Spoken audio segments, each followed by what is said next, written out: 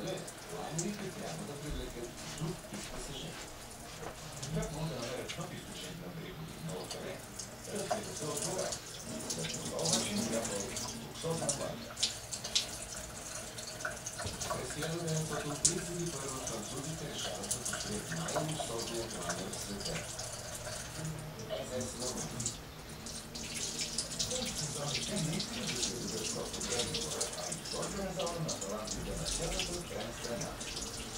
История между летния пространство и интернет от величината на Китай. Голямата секретария на първа класа е била предвидена с 700 души. Когато масата ги разчистени, трапезарията се превръщала в истинска бална зала. Построяването на такова голямо помещение обаче се оказало предизвикателство за проектантите.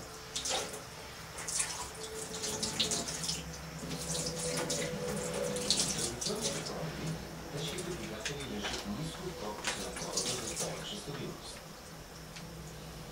Двигателите произвеждат много пушек, които излизат право нагоре през големи комини на палуба.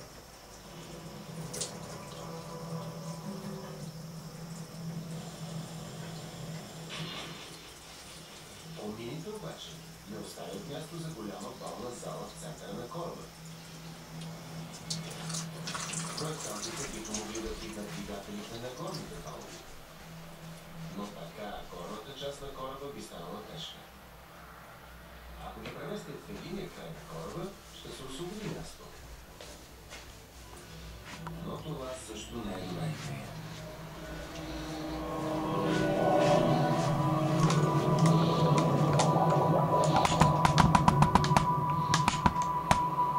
Трябвало да оставят двигателите където са и да отвеждат пушека по друг начин.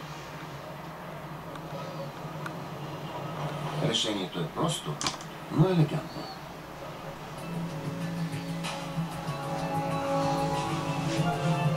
За да направят място за балната зала, французите разделят комините на две.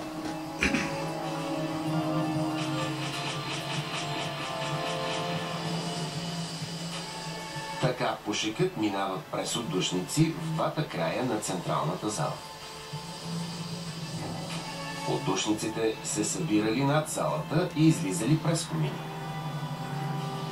Двигателите били на същото място, а пасажирите си почивали в разкоша над тях, не подозирайки, че през стените минава горещ пушек.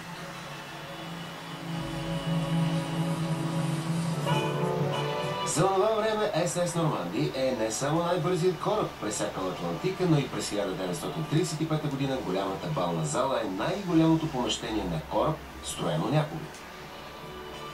Каюта в първа класа е струвала до $22 000 в днешни пари. Но над 800 пасажери били готови да платят тази цена.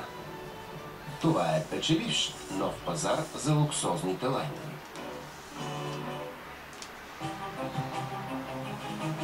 Също като проектантите на Нормандия, проектантите на Индипендънс искат да построят най-голямата зала на пътнически кораб. Огромното помещение, дълго 136 метра и високо колкото 5 палуби, е в центъра на кораба.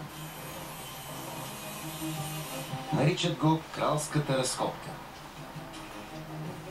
Проектирането на такова помещение все още е голямо предизвикателство. Трябва да помислят за всичко, за да се получи стабилна структура и залата да не се срути по време на буря. При бурно море корабът е подложен на огромни сили.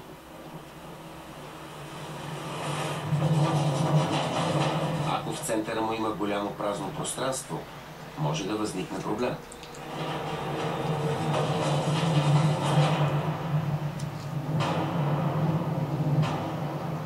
Проектантите подсилват пода, покрива и стените с дебели стоманени плочи.